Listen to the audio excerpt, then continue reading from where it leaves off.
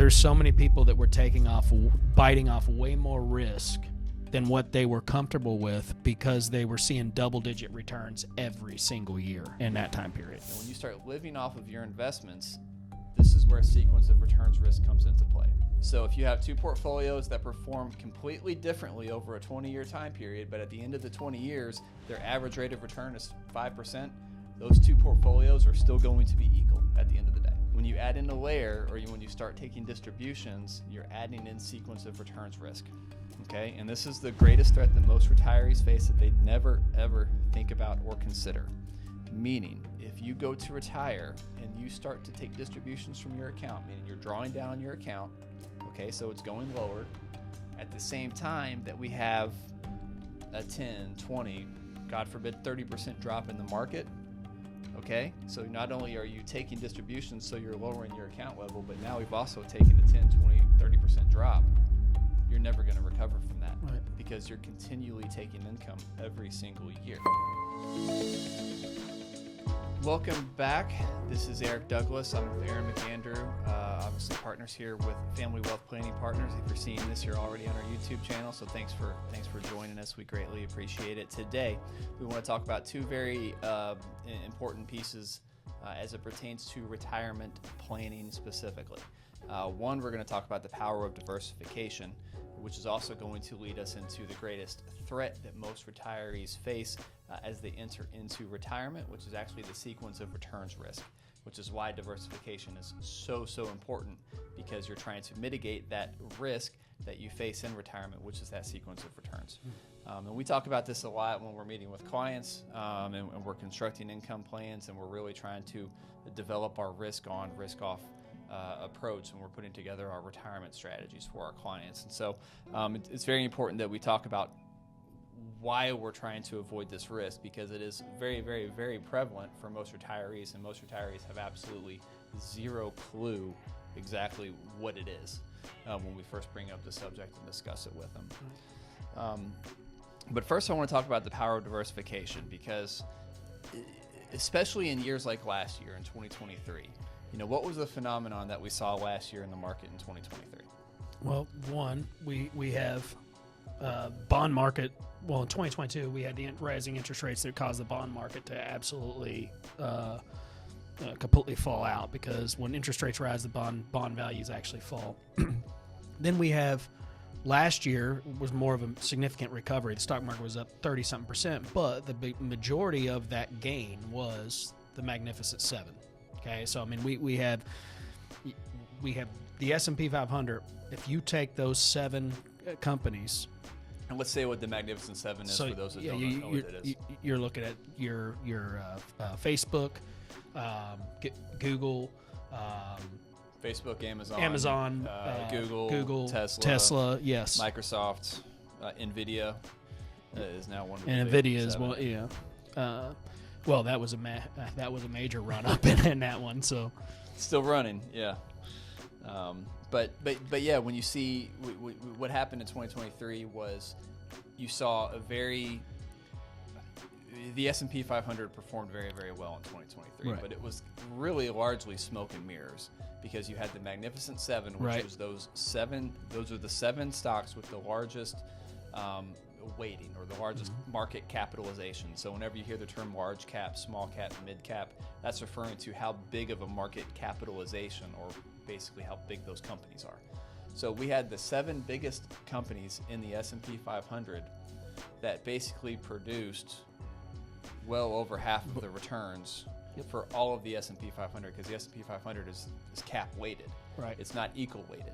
So when you think about the S&P 500, you have 500 companies that are in that index, right? Well, that doesn't mean you have 500 that own equal amounts. right. It's based on market capitalization. And so the biggest 7 companies have an outsized weighting, and they make up about 40%, give or take, depending upon the whatever's happening in the stock market on any given day. But they make up, give or take, 40% of the S&P 500. So it's really not a very diversified portfolio. Right. It's a very concentrated index these days, because the Magnificent Seven companies have grown so significantly since we had because a lot of them had really horrible 2022s, but they had a fantastic run up in 2023. So what we were faced with, or what we've been discussing a lot in 2023, even through today, is, when you've got a diversified portfolio, what has not performed as well as the S&P 500, or more specifically those Magnificent Seven stocks, is everything else. Mm-hmm. Basically, everything else has not really recovered to their pre-2022 highs. So when you're looking at small caps, mid caps, international, value plays, things like that, a lot of those types of companies, a lot of those indexes have not performed nearly as well as the S&P 500. But what do you see when you turn on the news? What do you see when you turn on Fox Business or CNBC or Bloomberg, or you pull up any article about the stock market? What is the only thing that you see? Yep. Stock market's ripping. Yep. It's roaring. Great year in 2023. No, the S&P 500 is not the stock market, okay? Right. It is not the stock market. It is a piece of the stock market, but it is only 500 companies. So it gets an outsized influence over, the health of the economy and the stock market specifically. When it comes to the news media, the Dow Jones Industrial Average is another very It's 30.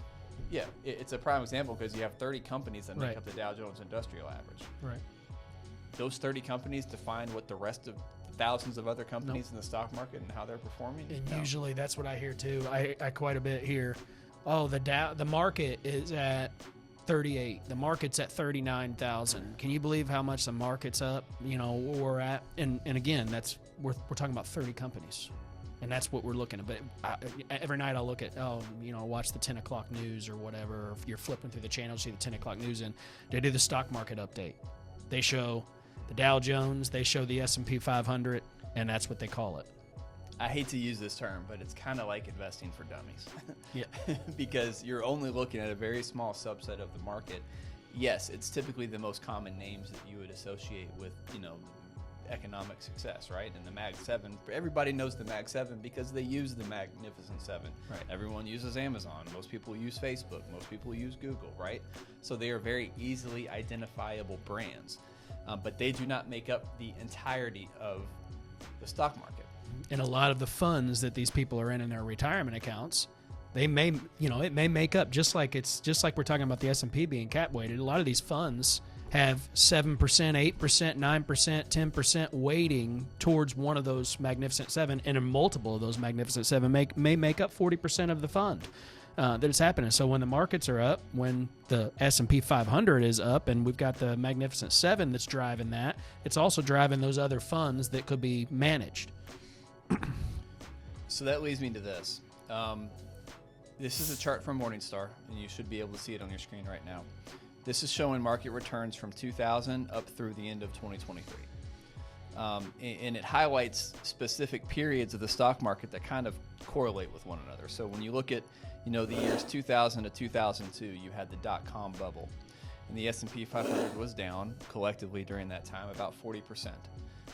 Whereas a diversified portfolio, and in this case we're looking or referring to a diversified portfolio as kind of your typical 60-40 diversified mix, meaning 60% stocks, 40% bonds. And of that 60% stock, 24% of that portfolio is represented by the S&P 500 index. You're looking at 24% Russell Mid-Cap Index, 5% MSCI EAFE Index, which is international funds, 2% Russell 2000, which is small cap, 5% FTSE Emerging Stock Index. So you're looking at emerging markets. So that's a pretty well diversified stock portfolio that makes up that 60%. And the remaining 40% is the Bloomberg Aggregate Bond Index, typically referred to as the AG, and 20% Bloomberg U.S. Corporate High Yield Index. So a couple different indexes on the bond side as well. So you're looking at a basic 60-40 portfolio. That was down 15% over the period between 2000 and 2002.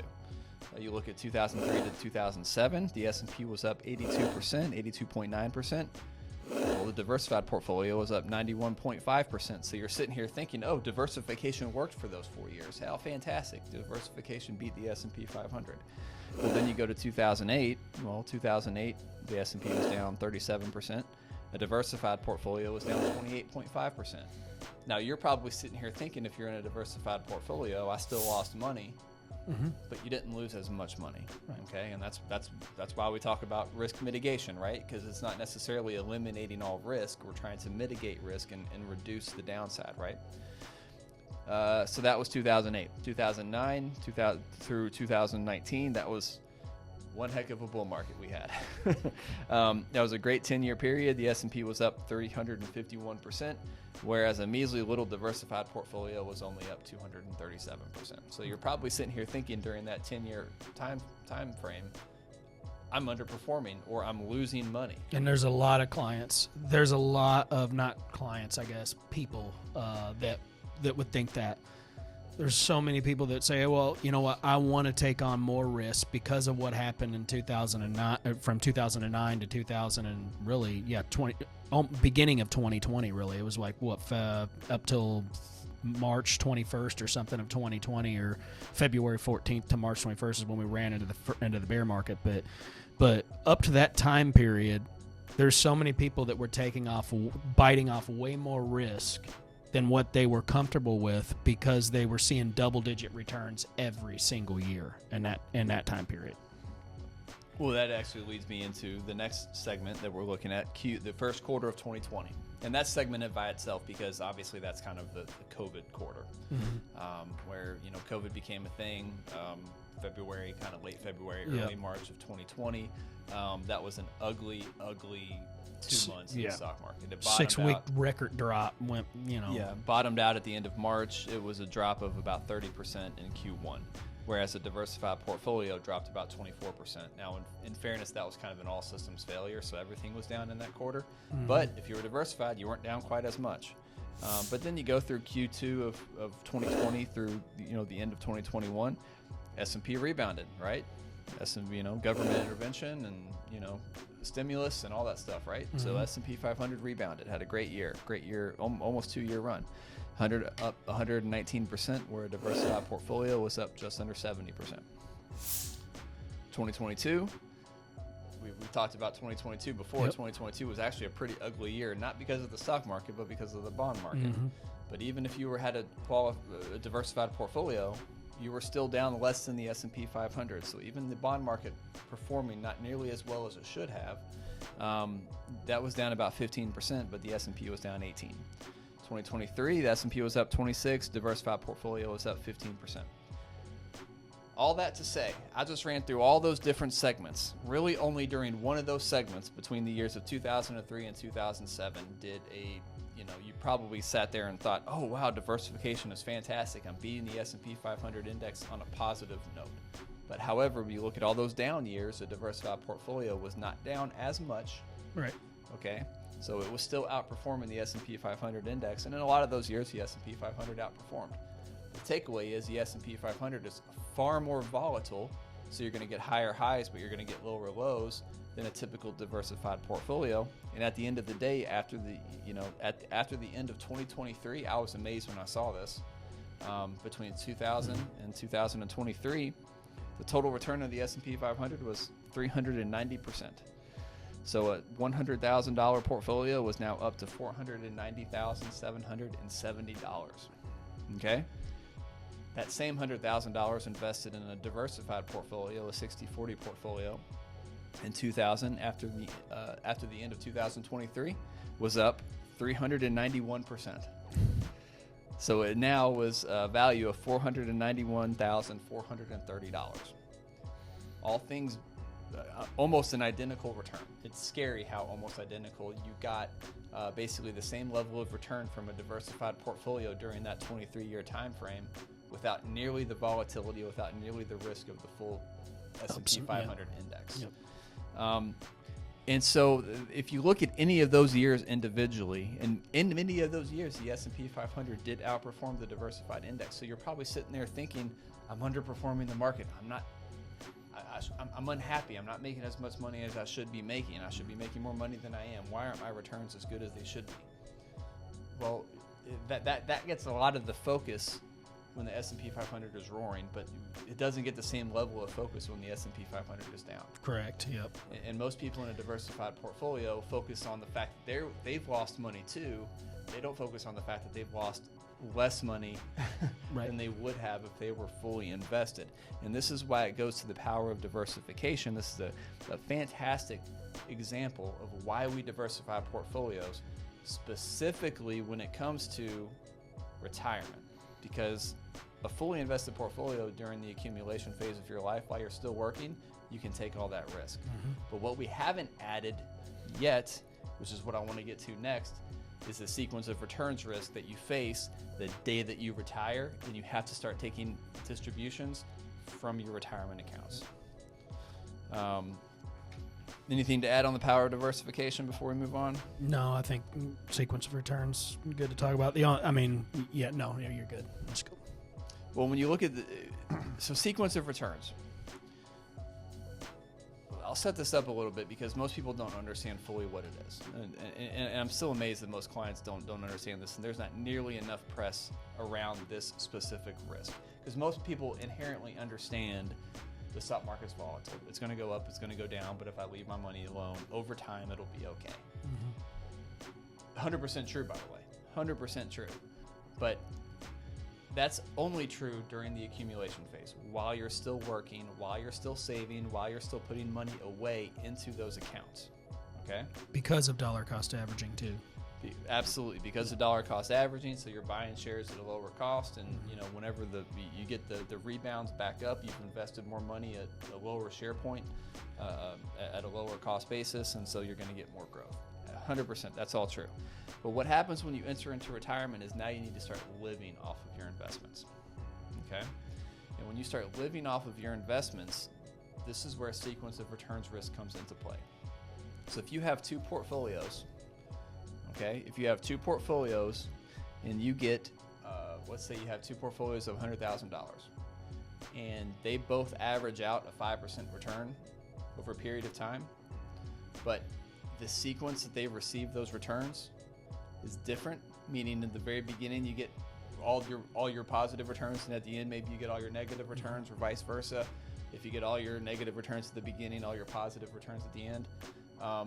It does not matter the sequence that you achieve those returns. It doesn't matter in what order that you receive those returns, as long as you're not taking distributions. Right. So if you have two portfolios that perform completely differently over a 20-year time period, but at the end of the 20 years, their average rate of return is 5%, those two portfolios are still going to be equal at the end of the day. When you add in a layer, or when you start taking distributions, you're adding in sequence of returns risk. Okay, and this is the greatest threat that most retirees face that they never ever think about or consider.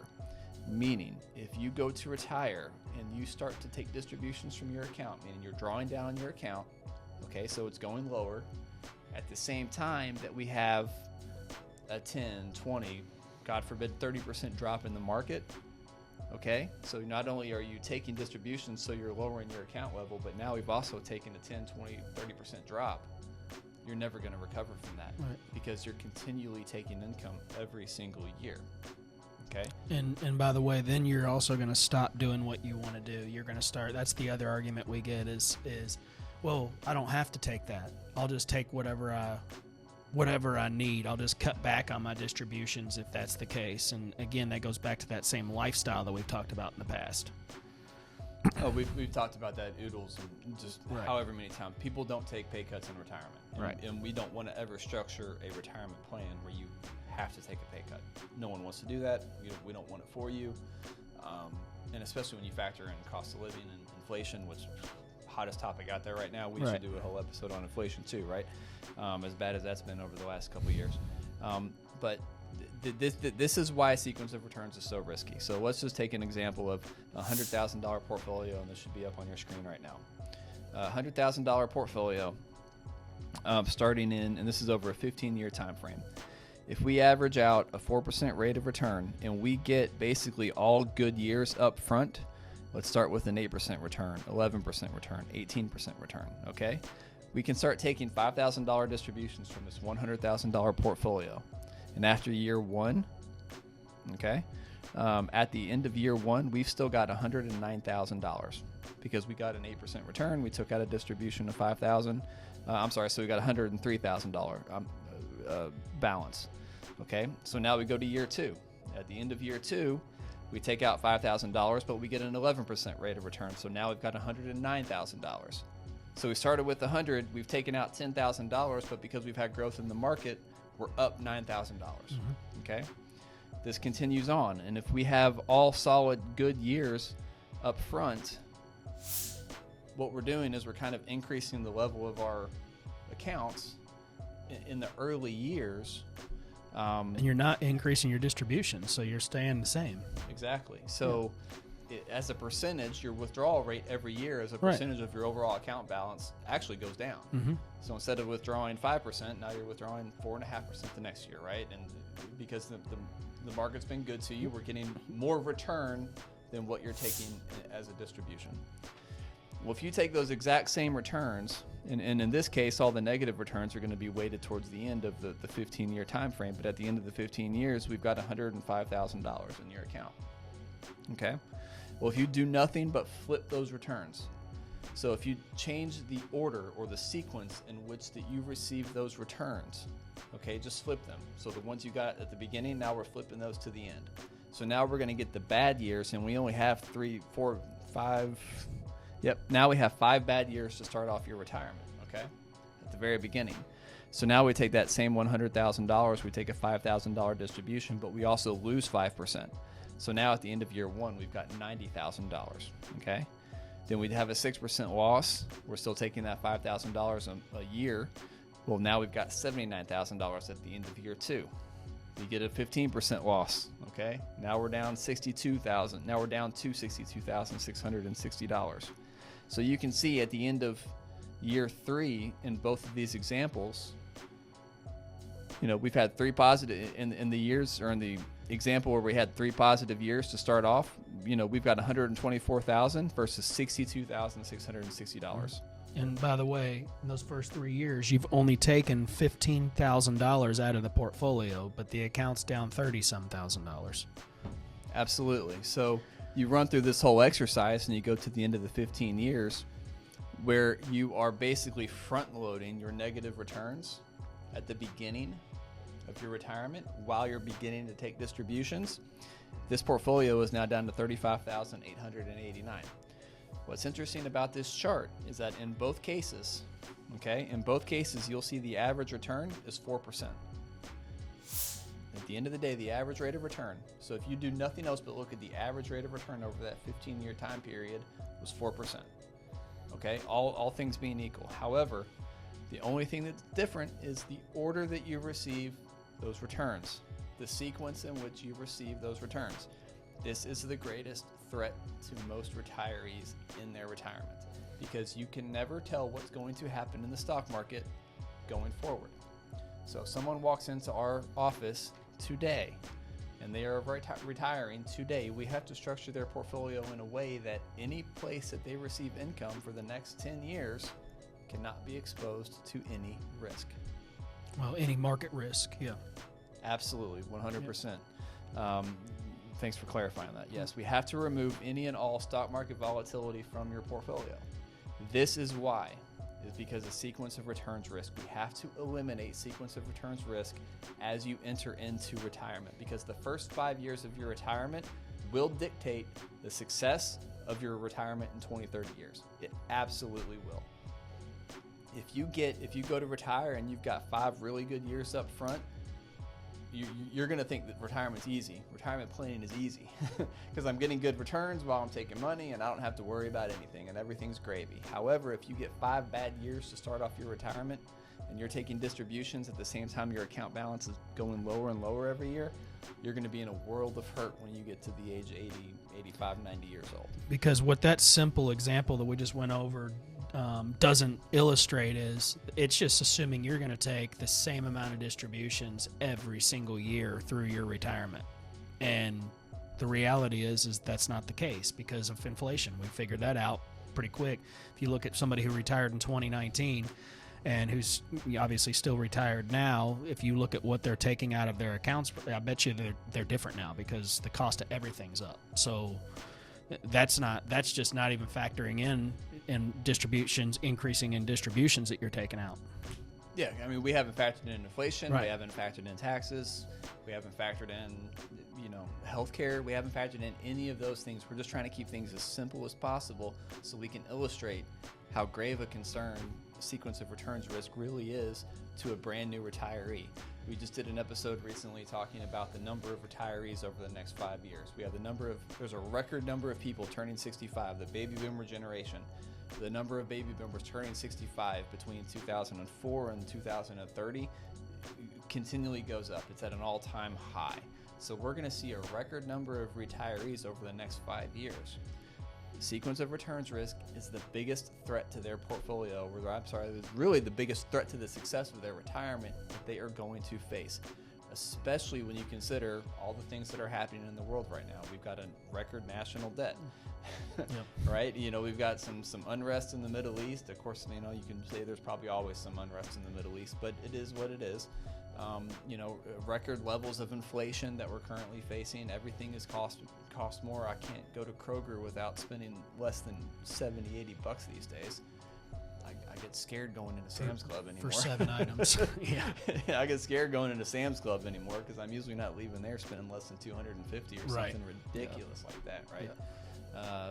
Especially when you got 3 kids that you've got to feed. So all of these things are threats to your retirement, but you have to mitigate that risk. You have to mitigate the risk that you face with taxes and inflation and all these other things. Those are definitely threats to the success of your retirement, but none more so than sequence of returns risk. This is the number one killer of a portfolio in your retirement.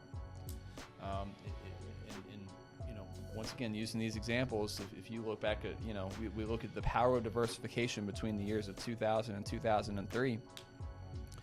If you retired in the year 2000, when the S&P was down 40% those first 4 years, if you retired in the year 2000 and you started taking distributions at the same time the S&P 500 was down 40% over that 3-year time frame, your retirement got really uncomfortable.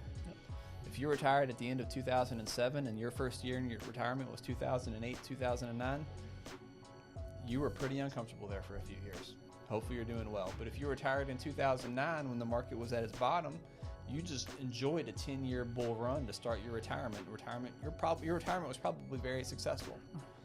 But if you retired in 2022, maybe not so much, when it was kind of an all systems failure year, and bonds and the stock market were all kind of down collectively in correlation with one another. When you retire, you hate to say it, but when you retire is just as important as how much money you have in retirement. That will dictate how much success you have in retirement.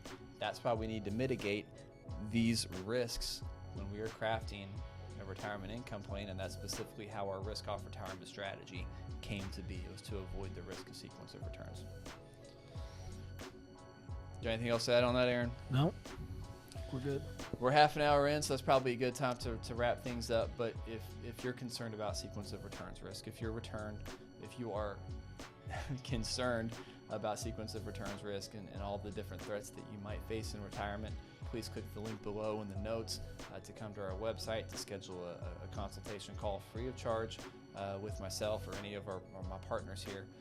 We would love to discuss sequence of returns risk with you, the power of diversification, and of course any other questions, comments, concerns that you may have as it relates to retirement income planning. Hope you're doing well. Look forward to seeing you on the next episode. Thanks.